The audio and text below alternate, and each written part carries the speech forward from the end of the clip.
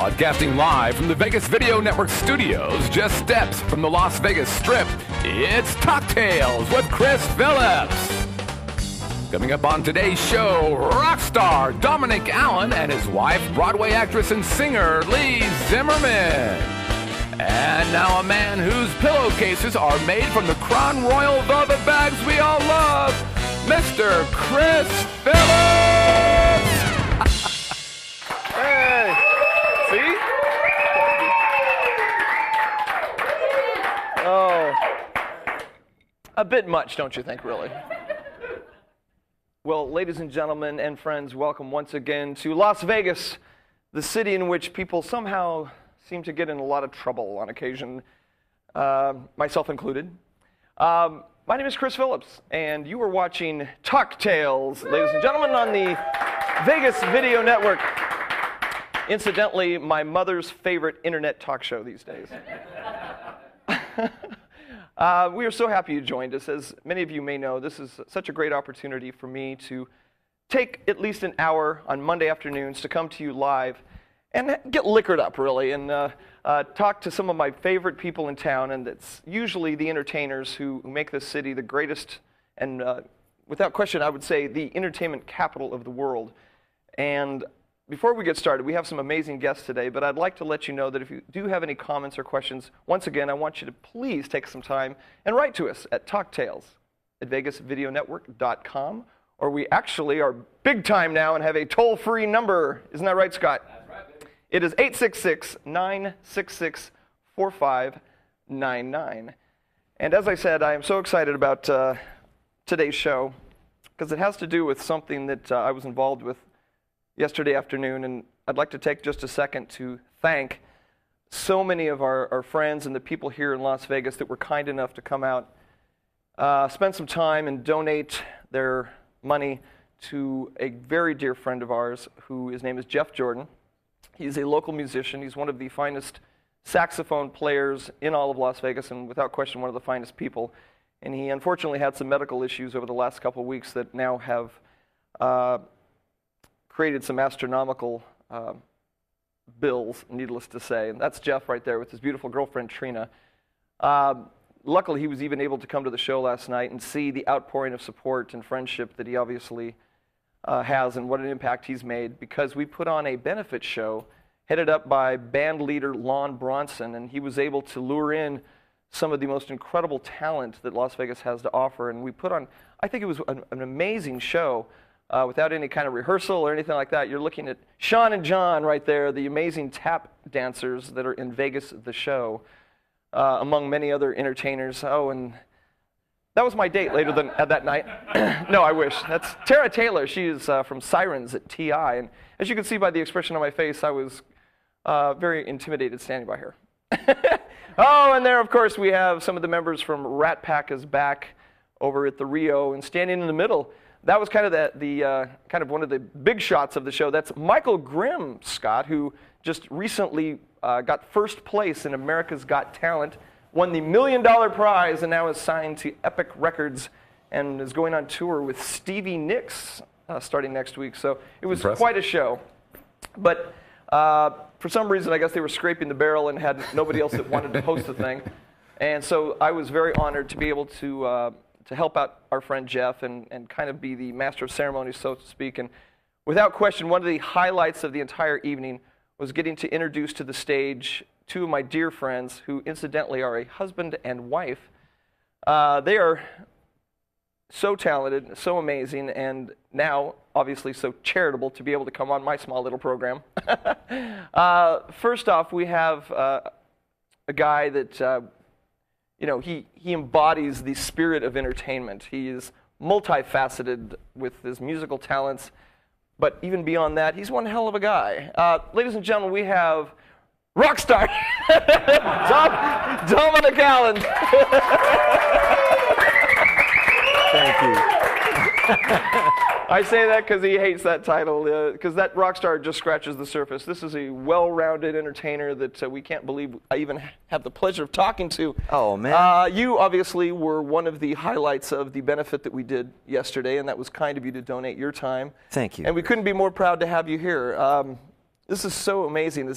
As some of you may or may not know, Dominic, he's a fixture here in Las Vegas. He always lends his time and his abilities and his talents to organizations or people in need, and yesterday was obviously no exception. Well, but you know, I can't take bows for that because artists have a legendary history of doing just that, helping each other out, right? Yes, and you are on the top of that list, certainly here in town. Well, thank you. You know, I'm underneath you for sure with all the stuff that you do, and I'm saying that only because I really want that jacket at the end of the show, man. I really like that jacket. It's very cool. Now let's get down to. Thank you very much. Let's get down to this. Maybe a couple drinks, you'll get lucky. I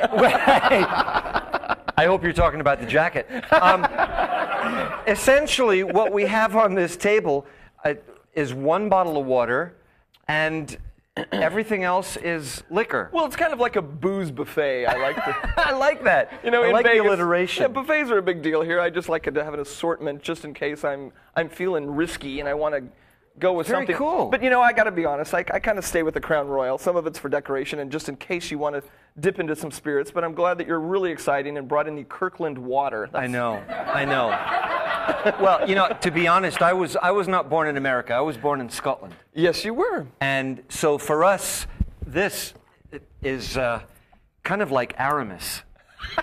You know, if we do anything, we do that with it. It smells like Scotland. It smells like home to me. You know what? Aramis. Have they made that in 30 years, by the way? That shows your age. Yes, they have, man. My dad wears it. My dad is 85 years old. He plays keyboard. He's a phenomenal musician. And he plays every day. He's in his room 3-4 hours a day, his music room, practicing keyboard. And he still wears Aramis. Well, he's a fine-smelling man. Yes, he is. On top is. of being talented. Now, if I understand correctly, you come from a very musical family, and obviously that inspired you, obviously, to get into music yourself. Your mother is Scottish. And my father. And your father. Yeah. Now, they, along with many other members of your family, are musically inclined as well. Yes. And obviously you were inspired from a very young age. If I'm not mistaken, you got started, what? 3 years old. 3 years old? 3 years old. Not paid until I was 5, but 3 years old when I started working. And I'm the 5th generation of my family to be in show business, to be on the boards. And now my daughter is 11, and she's... That would be the lovely Kaylee. The lovely Kaylee. She's adorable. The light of my life. I can understand why I'm very jealous. Yeah. Well, now how did things get started for you? You're in Scotland, you're 3, and you said, oh, I'm going to make a living being an entertainer. Well, I grew up at the side of the stage. See, in America, vaudeville died out at the turn of the last century. In Britain, vaudeville was called variety, and it really lasted up through the 1960s.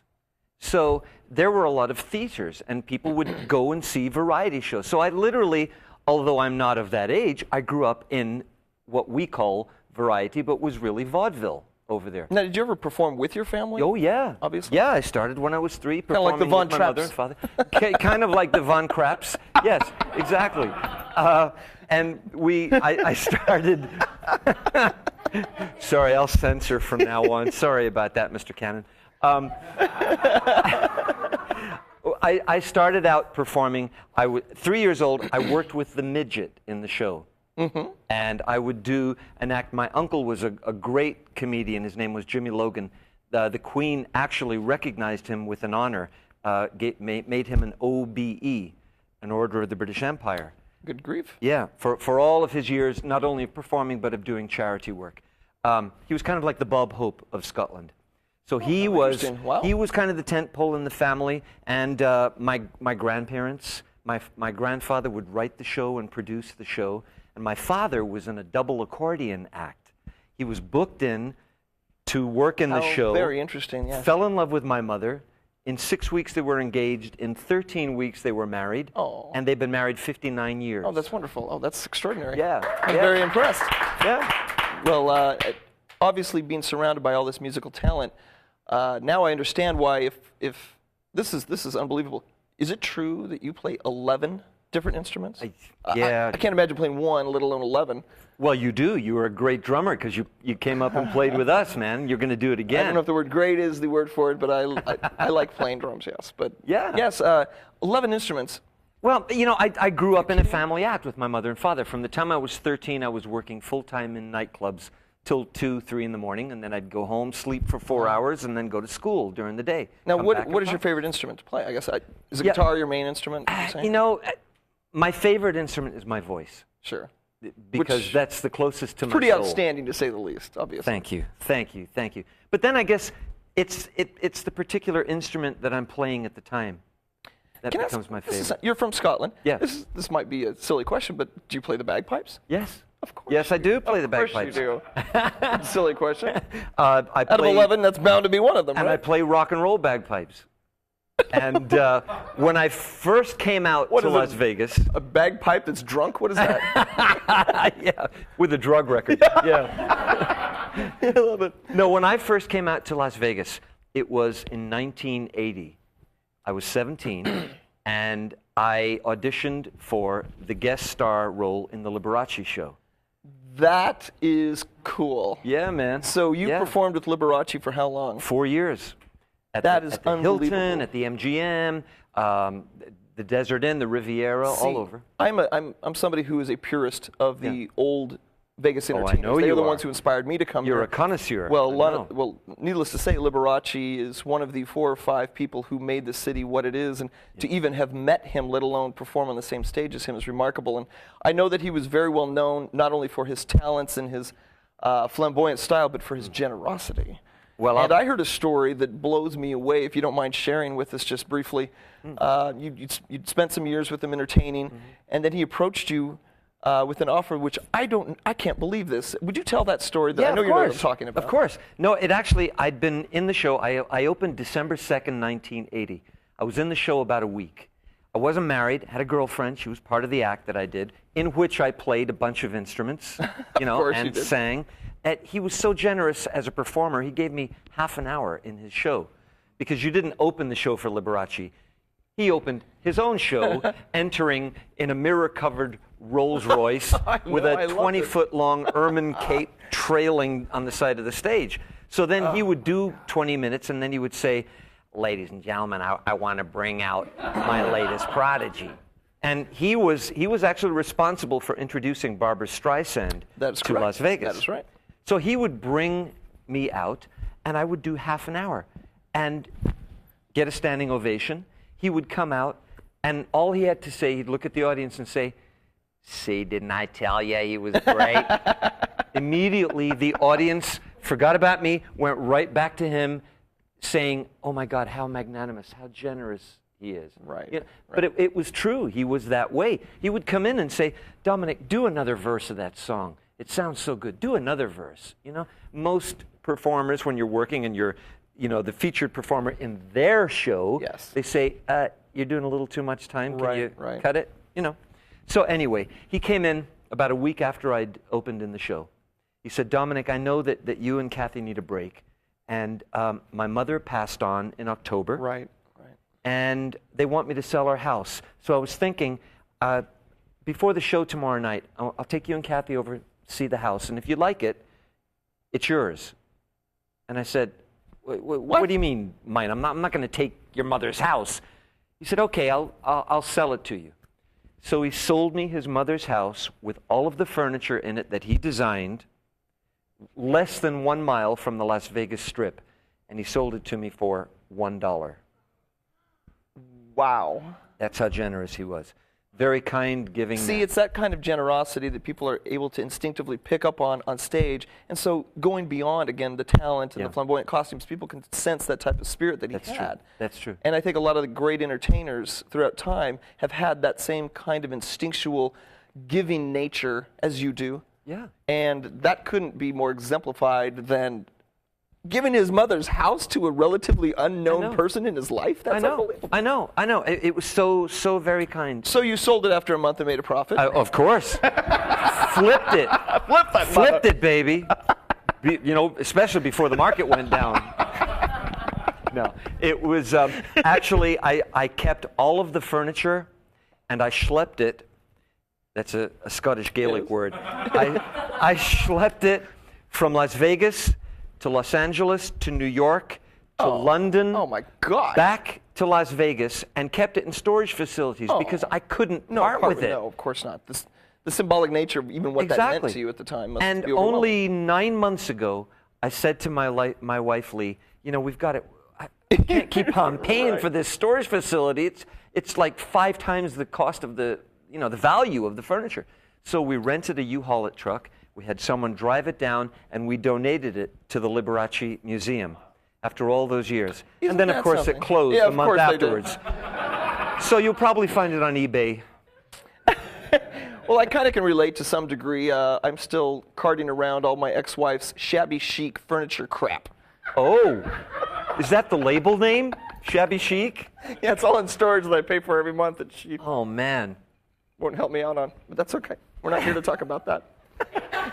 Sorry to bring that up. Shall I pour you some? I know. That's what do you think? I have a plethora of options here. I can now, understand. Now, you did the Liberace thing. Obviously, that led to an amazing singing and entertaining career for you.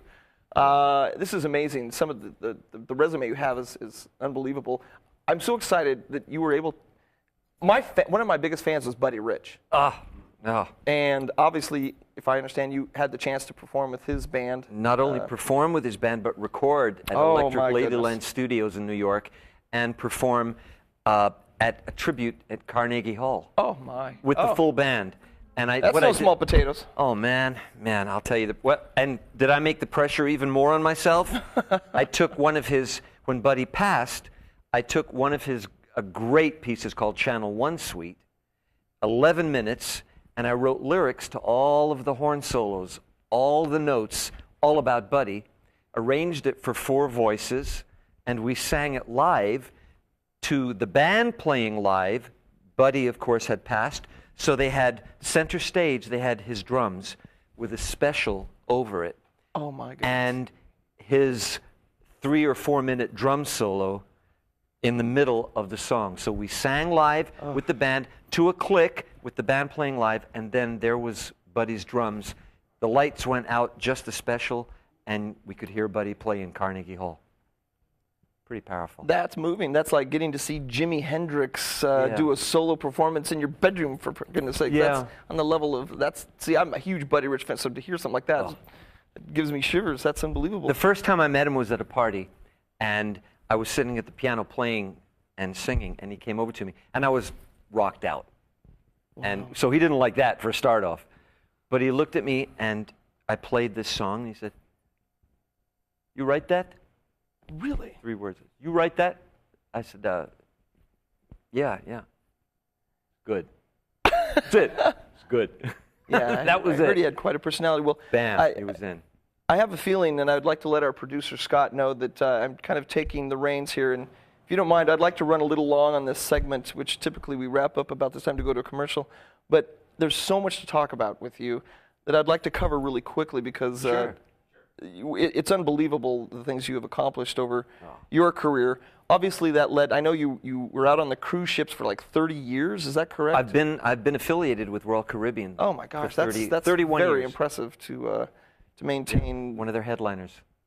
that kind of I couldn't imagine. You obviously went on and to do something that being from rock and roll like myself, and obviously you as well, to get to live out the fantasy of fronting without question, one of the biggest, iconic, legendary bands of all time.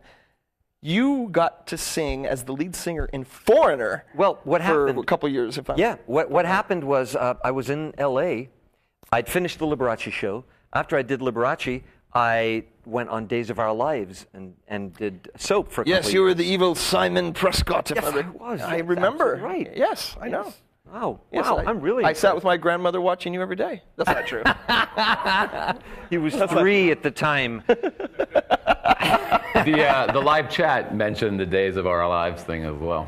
Speaking of which, we do have something here at Talktails called our live chat room, where people are watching live and chiming in with questions. Cool. And I know that we have I'd love to at least get to one question specifically for you, Dominic, if you don't mind, before we go to a break. Because I know there's a lot of people dying to to ask you. Scott, do you Well, you led right at up to least it. one? It was basically, how did you get the gig on Days of Our Lives? Well, to shorten it, what happened was I was booked on for one day. And I thought, well, I got to do more than one day. How am I going to do this? So I had this scene where pretty much like this, but in an office. And I thought, they don't cut like they do in movies and do take after take after take. They have to do one show every day. So they're filming constantly. They don't stop tape unless there's an actor will say, I'm sorry, I'm up on my line. That's the only way they'll stop tape, right? So I thought, I got to make more of my role. I had maybe 6 or 7 lines. And I had one line, the guy's sitting across from the desk. Yes. And I'm supposed to like answer the phone and go, yeah, okay, fine, right. Now what were we saying? So, scene starts. I thought, let me take my best shot. Answer the phone. Yes. Uh-huh. What? You mean? And I went on and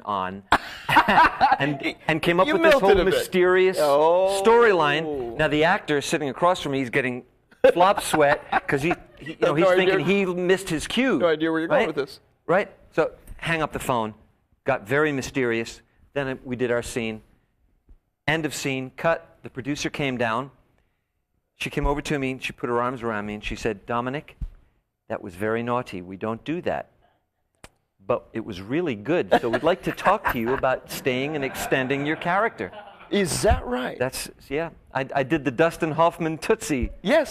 That's what I of did, course. man.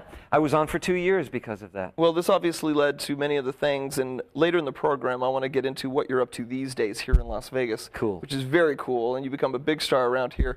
But when we come back, we're going to have the opportunity and truly the pleasure of speaking to Dominic's wife, who, in her own right, is quite an amazing star. She's not only gorgeous, but she is incredibly talented, and talk about a resume. Oh, my goodness. Folks, when we come back, we're going to be talking to the incredible Leigh Zimmerman. You're watching Talktails. Hey. No pressure. Hi, I'm Dennis Silvers from, can't think of the name of my damn show. Golf and other 4-letter words, and you're watching the Vegas Video Network, I think.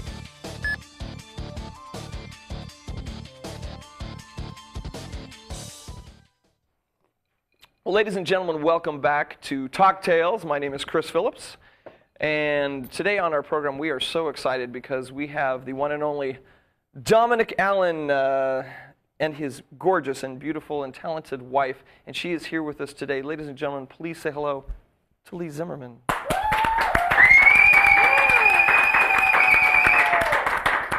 Oh, Thank you for having me. you two make me sick. This is just so cute. You're both, I can tell you're so in love. You've been married for now 18 years, is that 18 correct? years.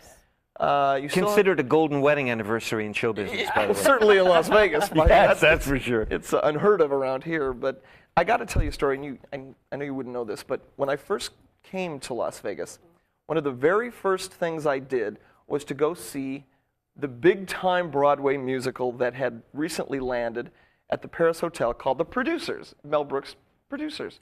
And I remember sitting down and watching the show, and out comes this statuesque, gorgeous young lady who blew us all away with her singing and dancing talents.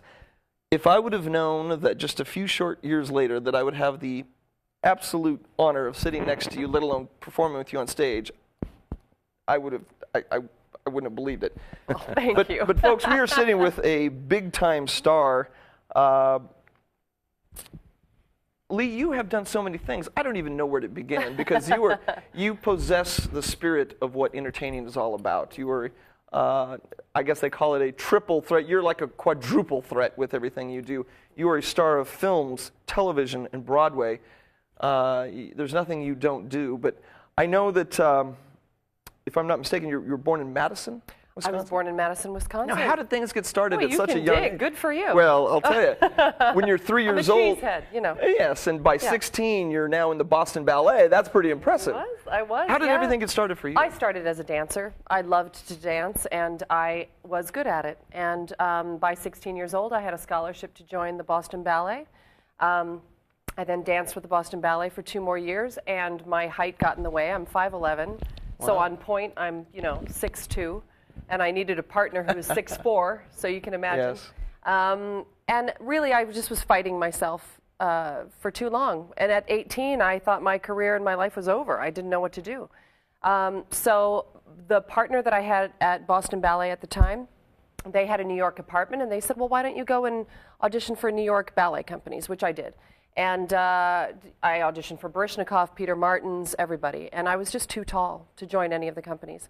And so I found myself very quickly waitressing and doing things to support myself in New York. As any big-time star has done, As you do. Yes. And I then, my first big, I started doing things like industrials, Yes. convention stuff and Yes. things like that.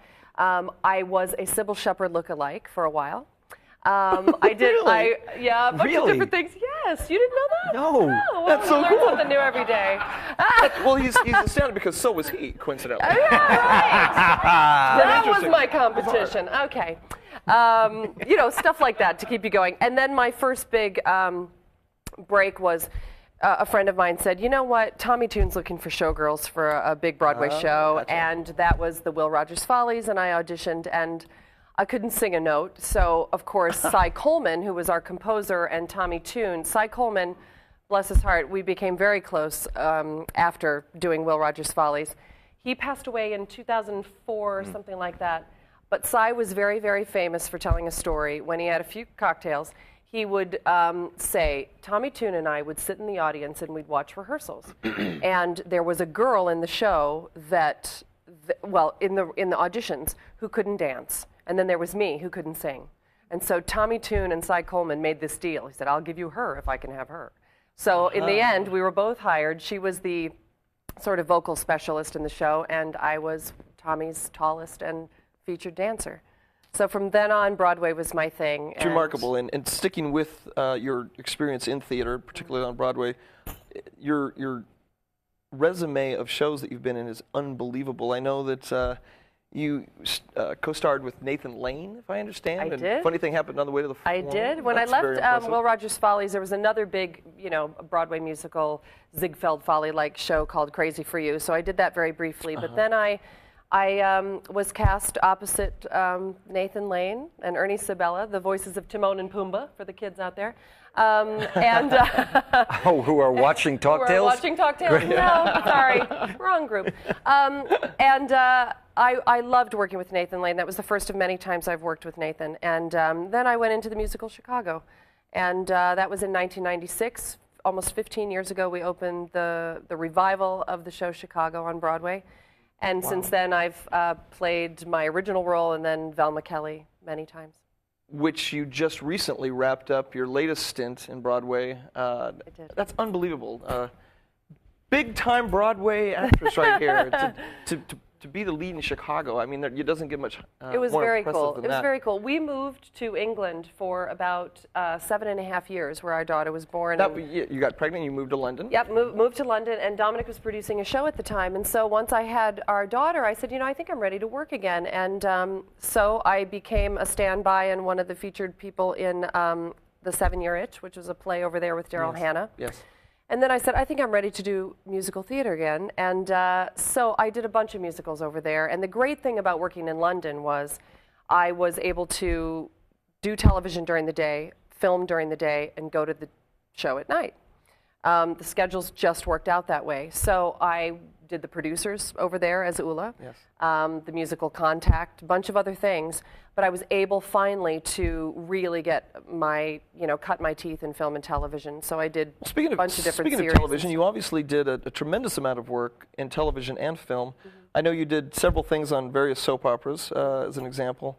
What were some of the highlights of your television career that you're I think are more interesting? Yeah, I think the highlight of the television work, I would say, is working in England. I was able, as an American actress, to perfect and then work with an English accent and a Scottish accent.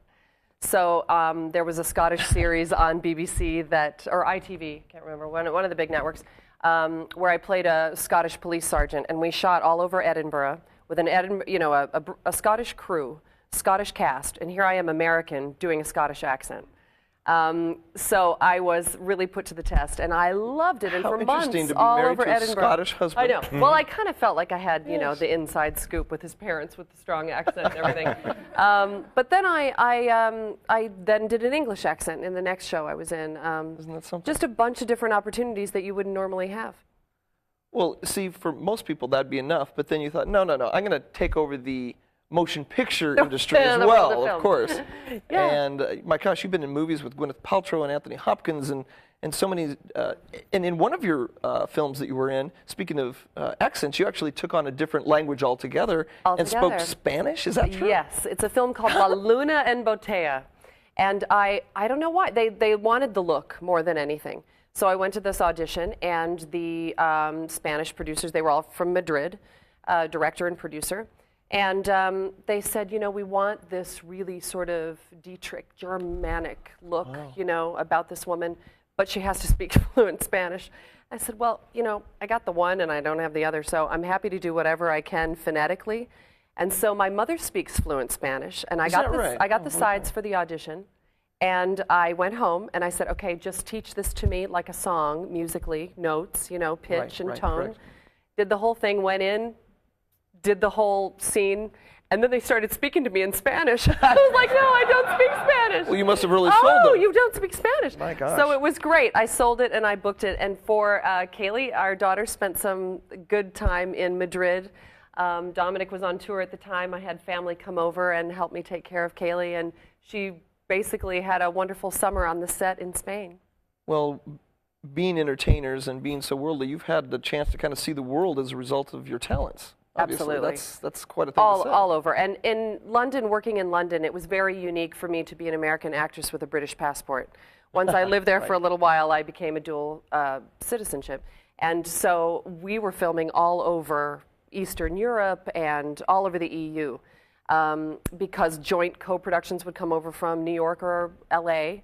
They would want authentic American actors who lived in London with a British passport, Sure. which was just, you know, niche upon niche upon niche. And I was thrilled because I was filming in the Wild East, we called it, Romania, Bulgaria, all over the place. Well, that's In extraordinary. fact, the first day I showed up to film a film with Dolph Lundgren in Bulgaria. Oh, my. I landed at the airport. They get me to the hotel, and the hotel is surrounded by police tape, and there's bodies all over the place. I said, I don't want to work here. Get me out of here. I can't do this. And it truly is. You are filming in the Wild East when you're out there. Oh, my goodness. Well, I'll tell you something. Speaking of the fact that you had to speak in Spanish for this one film, there's somebody who has a question in Spanish in our live talk room. Yeah, fabulous. This is going to go well. I think we do have a question, actually, Scott, don't we? Sí. ¿Dónde es los baños? Por favor. Down the hall to the right. I said left, you said right. Gracias. There you go. And now English. Two things, actually. Bill wants to know if he could hear your Scottish accent, like that. And also, are the audiences different in London versus New York, Broadway? All right. Should I answer that in Scottish? No. Should I say There you that go. now? The whole answer? No. I'm going to You guys answer must that have with some a interesting fetish things going. Woo, it's The Scottish greatest night show tonight, baby. ever. Oh, I'll tell you, we know things to do with a haggis. Away you go, son. I'm no Paul. going there. Oh, And a couple wigs, there you go. Audiences are very different. You find in London that they're very reserved, very much in keeping with their culture. The first time I did any Mel Brooks work at all was in the producers in London, and we just were not used to the silence because they're listening politely, they're really taking it all in, and they're going, you know, they're laughing like this, and you're going, trying to come be on, polite. let it out. You know, this is a Mel Brooks comedy. Sure. So I think the thing I needed to learn was that they were loving the shows. They just were not as expressive. American audiences are up on their feet, and they're just very demonstrative. And in England, they're not. I think I probably know the answer to this question as it relates to audiences. Yeah. And this is kind of to both of you. You've had experience both in front of a camera and with a live audience. Do you prefer performing to, in fact, a live? I know you do. Yeah, of course. Of course. Do you prefer performing to a live audience, or do you prefer the camera work? to bring out the subtleties in your? You know, it's a split answer for me. I think right now in my career, I love the on-camera work better. Do you? Interesting. I love finding the internal subtlety of all of that. I love the schedule and the instant gratification and the grind of theater. I love it. 8 shows a week, 6 days a week. I can't fathom that. I love it. Wow. I love it for about 6 months, and then I'm done. Especially doing like Bob Fosse work. It's exhausting. But I love the physical challenge. I love the mental challenge of bringing yourself to the theater. Sure. And doing it repetitively, the same material every night. And by the same token, bringing something new to each and every show, That's I would right. imagine. And that's what you get paid for. Yeah, that's your job, and that's what you perfect. Film and television, it's great. You can try something new, something subtle every take. And then, you know, it's somebody else's choice as to what will work. But live theater, you're deciding on the fly what's working based on your audience reaction, as you know. Well, speaking of getting reaction, there's something that you did during your career that I'm sure got an amazing reaction. On top of all the amazing things you've done on stage and behind a camera, what was it like to be in Times Square You can ask this. as you were the representative with the big campaign for jockey underwear? Now, yeah. what was that all about, young lady? Well, that was a very cool campaign, and I can defend the underwear part of it because that had to be it was exciting. a very, very, very cool. It was thrilling for me. And for many tourists visiting the Big Apple every day. It was very cool. It was the corner of 44th and Broadway, and we were representing our current Broadway shows. I was in Chicago. There was, I was actually just showing this poster to our daughter the other day. She was saying, looking at all these people, we have it in our bathroom, this big poster of the billboard. We have it in our bathroom cool. at home. So she walked to the bathroom. She goes, now what show is that? So we had Noise Funk, we had Scarlet Pimpernel, we had Rent, we had a bunch of different shows. All of us in our costumes down to our waist, but the bottoms were dropped with jockey underwear. Oh, that's cute. Which was very, very cool. And it was That's a show cool us your campaign. jockey. Oh, it was that's very cute. normal, well, not normal, but everyday people in jockey underwear. So they had a huge campaign very of clever. doctors and lawyers, but it was very clever. And we all, I was in the center of it with my bowler hat in Chicago. It was I would very, love to see very that picture. cool. Well, I'll tell you, before we take another quick break, I'd love to get to at least one more question, if you don't mind, Scott, because I know there's a lot of them over there. Yeah. Has she considered doing anything on the Strip, Las Vegas? I have considered doing something on the Strip. I would love to do something on the Strip with my husband and my daughter. I've been very, very busy and in and out of Vegas the 4 years that we've lived here. But Dominic's show, Vinyl, which is classic rock, I mean, he says to me, you know, just put on another hat, pretend it's another character, and be a rock chick for a minute. So I said, okay, you know, and I think Which I got to see you do to some degree yesterday afternoon, which was very impressive. It was very fun. It was fun, and for me, I just take it on as an actor. You know, I try to adopt another vocal style. Sure. Think of it as a dialect or something different and a character, and that's the only way I can approach it. Otherwise, all the insecurities come in. But I would love to do something on the Strip, and on the Strip is key because I think you get the cross section of the audiences that we would appeal most to. Well, if you don't mind, we're going to take a short little break. But speaking of possibly working together, I'd like to kind of delve in just a little bit what must be like living together as an entertainment couple. My name is Chris Phillips. You're watching Talktails. I appreciate you tuning in. We'll be back in just a minute. We are with Dominic Allen and his beautiful wife, the very talented Leigh Zimmerman. We'll be right back. Hey, I'm Al, man. Is that how you get them to do that all the time? Just sit there and be an ass. Is that it? Hey, I'm Al. Hey, I'm Al Mancini at Top of the Food Chain. You are watching the Vegas Video Network. We got big forks, big spoons. I got a big mouth. I got no guests.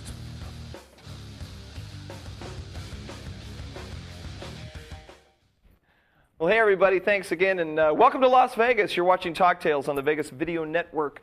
My name is Chris Phillips, and with us today are two of my dear friends and some of the more talented people I've ever met in my life. And the fact that they were taking such charity on our small little show, I can't even tell you how much I appreciate you joining us this afternoon. It is our pleasure. Well, you have huge careers in your own right. On stage, in music videos, in front of cameras, Times Square, in your skivvies. You name it, you're doing it. But the thing that I find most interesting, and I can kind of relate to this to some degree, being in a similar situation, is there times being a married couple that, I guess, having not a traditional relationship where you're in New York, you're in LA, you're in London, you're in Florida. Mm-hmm. Obviously, by seeing you two both here today, I've got to ask, what is it like living together with two strong egos, two different types of career paths? How do you make it work? I can answer that first. Dominic has always been my biggest cheerleader. There is no competition there. I think when we make each other better, we make us better. You know, we are both heavily into show business. We are bringing our daughter up in show business, and we both believe very, very, you know, concretely in both of the talents that we have, in both of our talents. And I think we just learned to operate that way from day one. Yeah. You know, I think the way you are when you meet, if you can keep that going, the thing that drew you together. Because you met under these circumstances where you were both Absolutely. entertaining at the time. I went to a concert, and I went Really? backstage, and I went, that's oh my cute. God. And I met her Who are in you? 3 minutes. I knew that was it. In 3 minutes. The first conversation, I knew that was it. You know, and I think that's important. I can relate. I have a- People change, I know. your careers change, but if you can keep the thing that sparked you initially alive, It seems like you met yesterday, and this is amazing. I love seeing this. that's what it's about. But you know what the cool thing is? Flaubert said, I put my craziness into my art so that I can have my sanity at home. And you know, that's very poignant. well, when we come home, it's a refuge and it's a safe haven for us. Yes. And there's nothing that we say to each other that is silly or cutting or sarcastic. I can't relate to At that. home? That's the basis of my entire relationship. But that works. That works for some people, you know, and that's cool. That's cool. But when we're home, we're not Ozzie and Harriet, but we're not Ozzie and Sharon. Yeah, right. You know? We're kind of. I like that. We're kind of in the middle, you know. Hey, mate. Well, this is exciting. Now, this would be difficult for me because I know that there's got to be times and time periods in which you're apart for long periods of time. As an example, you have just, I don't know if you just finished doing your stint on Broadway in last Chicago. month. Obviously, you can't be there every week. Right. What are the longest periods of times in which you haven't been together? Because I would find that very difficult. I think the longest period of time for us has been 3.5 weeks, something like that. Yeah. Which is pretty astounding considering what we're See, doing. that shocks me. I figured it'd be months Yeah. at a time. Well, but no, it's we a- passed on a lot of opportunities for both of us all through our But early we also years. use the opportunities. Like initially when we first met, I was on tour. After I did the Broadway version of Will Rogers Follies, I went on the road with it because I moved up into a role. So I'm on the road. That's when I meet him. He's on the road. We actually used those employers to kind of fly us and meet us in different places across the country. So we saw each other more than we would have, you know, because... So I was living in L.A. I'd have to fly from L.A. to Florida, and I'd say, could you route me through Maine? Because her father lived in Maine at that time, and I wanted to meet her father and you know, ask for his daughter's hand. So I flew from L.A., Maine, Florida. It is a challenge, though. I'm not going to lie. This last year, we actually, because we have a child now, we moved the family with a second home in New York for us to set up a permanent, you know, stable environment for her. She went to school there. We moved her school. Yes. I did the show every night. Dominic was on the road between the road, Vegas, and New York. And so, yeah, it does get challenging. It does. Now, does your daughter, who I understand is going into 6th grade this year, and she is absolutely adorable, and she doesn't know this, but I want to pull her up here in a few minutes to introduce you all to her, if she would. Get your tap shoes on, baby. Yeah. I know there's got to be some kind of stability for your daughter, and with you traveling, who does she stay with mainly, particularly when you're in New York? Does she stay here in Las Vegas with you, Dominic, or how does that work? No. We were back and forth so much. You know, I was a week here and then a week there. She was going to school in New York. Yeah. Now that we're back here in Vegas, Kaylee's going to start back in school here that's wonderful. in Vegas. But like the Obamas, I have my mom. Yes. I have my mom, who really is our tent pole. Rock. Well, is you're very the lucky to one- have her. I'm sure she's she is lovely. here all She the is. time, and one of us and she are always with Kaylee. Well, let me ask you this. You both have a night off, which is probably very rare. and you're in town and you're together and you decide, well, let's have a night out. Being entertainers and being so talented, you've got to be very picky as to, I'm sure, what type of entertainment that you folks want to see. I'm guessing you're a fan of other shows. Yeah. If you're in Las Vegas, let me ask you, what would you go do on a Wednesday night or a Saturday night and you wanted to go see a show? Who would you go see? Well, Saturday night we'd go to Red Rock and see Zoe Bowie. Hello. That's right. I mean, that's not a joke. Yeah. Well, and we have. You know, I know you go there on Saturdays because we play on Fridays. Okay, then. No wonder I've never seen you. You know, it's funny because No, give me the. Who do you like? Who do you guys like? no, seriously. I mean, we are a community of entertainers, and Frankie Shinta of the Shintas, who I know you've had on, He's a always, buddy, yeah. you know, he always says, fishermen go to the sea, entertainers go to Las Vegas. And it's true. There are so many entertainers who live here in Vegas. And, I mean, my best friend is Clint Holmes. He and his beautiful wife, Kelly, got married at our house. And, in our backyard. Yeah, in our backyard. Well, We go and see So, I love see Clint. live entertainment.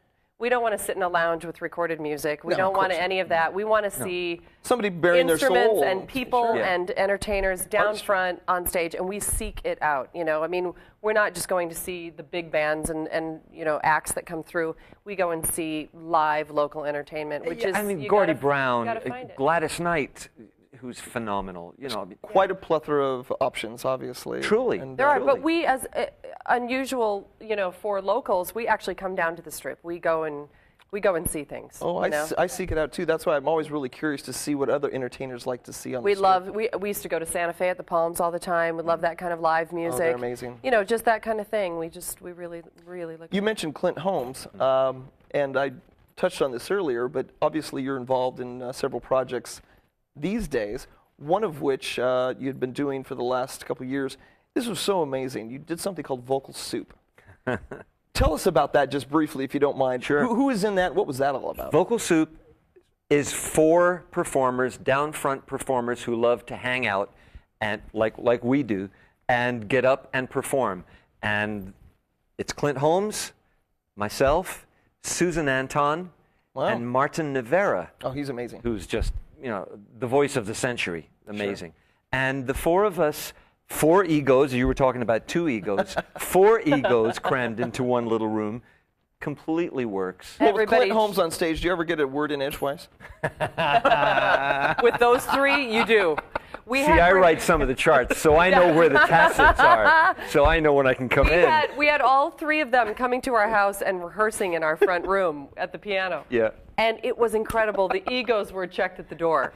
But they all knew each other's weaknesses, No, of course. too. You're all They did, individually they did. talented in your own right. You know, but- he's gracious, and at the same time, he's tenacious. Yeah. So when you're standing up, as you know what it's like, when you're standing up in front of an audience, and you've got a band roaring behind you, and you have an entertainer working with you, doing a duet, you don't want someone who's kind of like shrinking back. No, No. he's incredibly talented. Up in your man. face. Yeah, Oh my and God. he's in your face. Yeah. Yeah. So if you know, He pulls out even. if you're shooting hoops with him, Sure. you know, he's giving you his best, and it makes you rise and give your best. So Well, speaking of the that's what we best, love. I understand that the best classic rock show ever to come out of Las Vegas is something you've put together recently called Vinyl, which is the most appropriate name for doing a show that, you know, I can't wait. I haven't seen it myself, and I know you cover the basis with all the old. Tell us what that's all about with all the old classic rock that you covered. Yeah, What well- kind of band is behind you during this show? We have a 10-piece band,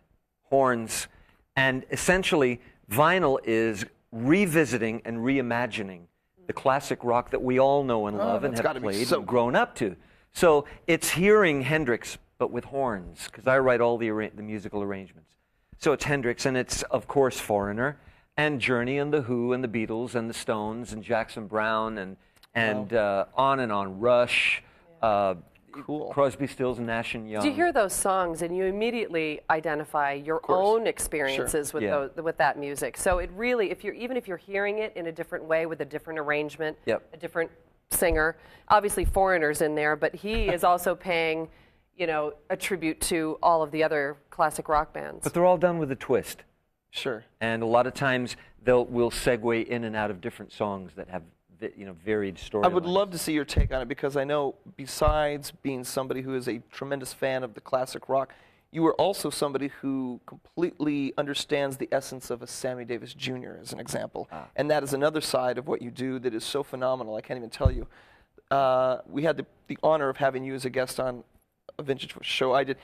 And you came out and did this Sammy Davis Jr. thing, and you not only came out doing his song, but tell us what you brought out on the stage, too, which just was so amazing to me. I was so honored to be standing next to these things. I'm a Sammy fanatic. Sammy fanatic, yeah, including as recent as yesterday, where we received 2 giant boxes of Sammy's charts. But go ahead. Yes. Go ahead. Yes. More of Sammy's charts. You're kidding. Amazing stuff. Amazing stuff. stuff. He's an eBay freak, and he goes on eBay, and he's hunting for these things, and you've got pieces. Oh my God, you have Sammy Davis's shoes. You have his shoes. Yeah. I have one of his tuxes. I have the actual shoes that he danced Bojangles in, and I've got all sorts of stuff. But I was able to meet him and become his friend and work with him. When I met him, again, I was rocked out, looking really rock. But Sammy, as you know, was always my idol in the business. He was always my #1 idol. I met him backstage at the Desert Inn.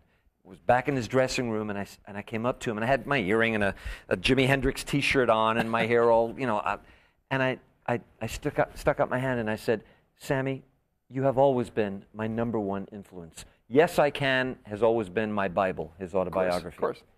And he looked at me strangely, and then he kind of did a take, and he said, I got to apologize to you.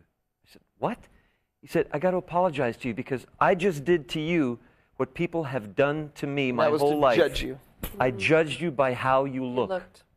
Yeah. And for him to openly admit that is amazing. That tells you what kind of person he is. And we became like that. Isn't that something? Yeah, and he was so kind and so warm.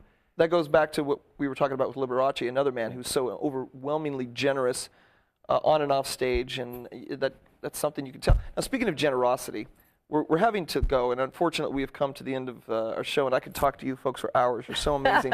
But speaking of generosity, there's a project you have coming up in the next couple months, which I want to touch on before we take off. Thank you. But before we talk about that, would you mind if we brought your daughter up here? Because I want to show her off. She is just adorable. Kaylee, would you come over here and sit with your mom for a second? Aw, come here, You are baby so girl. cute. Oh, everybody, this is the future star of stage and screen. There we go. Kaylee, you were so cute. Now, Kaylee. understand you're going into 6th grade.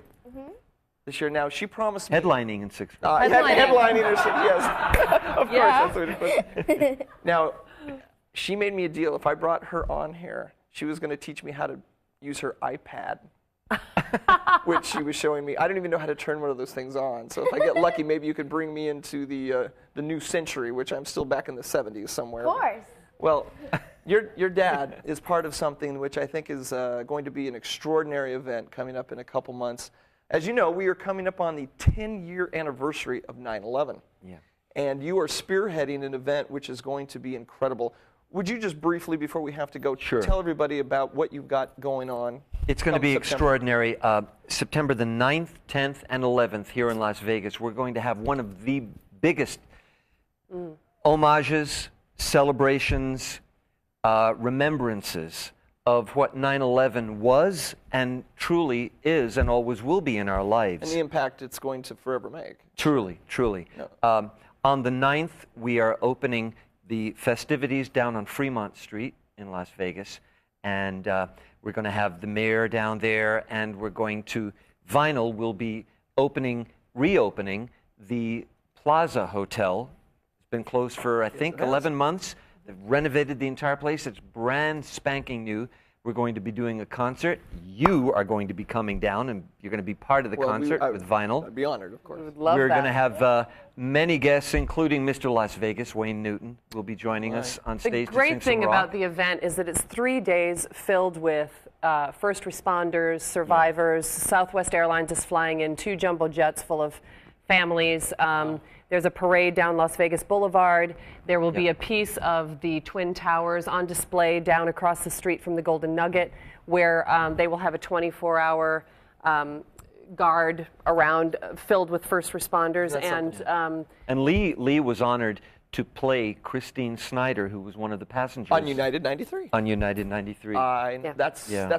Isn't that full circle? That's interesting. It really is. It really is. And we're very, we're both very passionate. in, of all places, Las Vegas, to be able to pull those pieces together. I mean, it's the big celebrations are happening in Las Vegas and New York, and in LA and New York, and it's very good for us to be a part of something in Las Vegas because there's so many people here, and there are some survivors who live here. So Yeah. Well, I'll tell you something. We're blessed to have you in our community. You not only bring your talents to our fair city, but even more importantly, you bring a beautiful family and a loving marriage. And I am jealous, I'm envious, and I couldn't be more appreciative of having you on our show today. Thank you. Dominic, thank you guys. Thank you. You are welcome to come Thank back here you. and be on the show just by yourself from next time. Oh, yeah. Bring your friends and we'll get in some trouble. Yeah. absolutely. There we go. Well, folks, my name is Chris Phillips, and you're watching Talktails. And today we have the incredibly talented Dominic Allen and his far better-looking wife, Leigh Zimmerman. And folks, catch these people doing all kinds of things, and I can't wait to see what you've got coming up in your career. You're just getting going. And Dominic, please let us know your website so we can find out when vinyl's going to be. Is it Dominic? Fantastic. DominicAllen.com, LeighZimmerman.com, Yep. and KayleeCapaldi.com. Soon to come. Haven't really worked on that yet. Well, once again, everybody, if you want to write to us, if you have any questions for these folks or any of the other guests we have on our show, please go to Talktails at VegasVideoNetwork.com. We will see you next Monday at 5 o'clock. Thank you so much for tuning in. And, folks, thank you so much for joining us today. What a wonderful set of guests you've been. And Thank you. Fun. we'll see you next week, everybody. Thank you. Thank you.